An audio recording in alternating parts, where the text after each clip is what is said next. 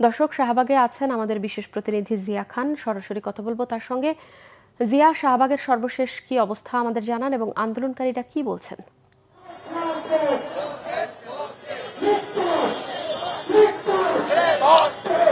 ধন্যবাদ কনক।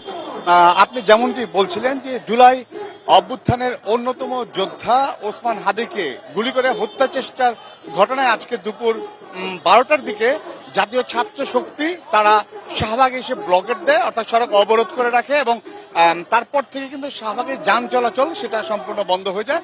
এবং আমার পিছনে আপনার মাধ্যমে নিশ্চয় দর্শকরা দেখতে পাচ্ছে যে তারা এসে শাহবাগে এসে অবস্থান নিয়েছেন, সড়কের উপরে তারা বসে পড়েছেন এবং তারা যেটা বলছেন, তাদের বেশ কয়েকজনের সঙ্গে আমরা কথা বলেছি, তারা আমাদেরকে জানিয়েছেন যে প্রায় 72 ঘন্টারও বেশি সময় অতিবাহিত হওয়ার পরও ওসমান হাদিকে যারা গুলি করেছে তাদের একজনকে কিন্তু গ্রেফতার করতে পারেনি।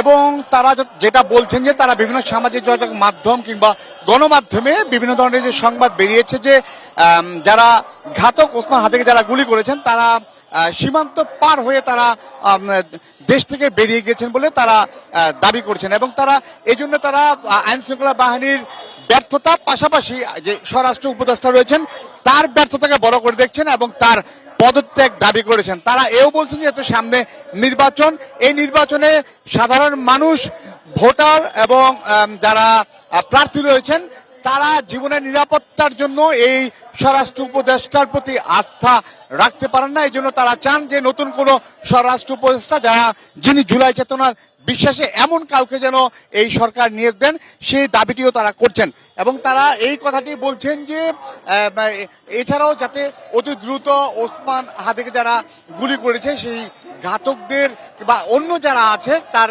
সঙ্গে যারা জড়িত এই হত্যা চেষ্টা ঘটনায় তাদেরকে দ্রুত আইনের আওতায় আনার দাবি জানিয়েছেন। তো এখন পর্যন্ত তারা শাহবাগে অবস্থান করেছেন, যান চলাচল বন্ধ রয়েছে, আইন শৃঙ্খলা বাহিনী তারাও কিন্তু শাহবাগে উপস্থিত রয়েছেন।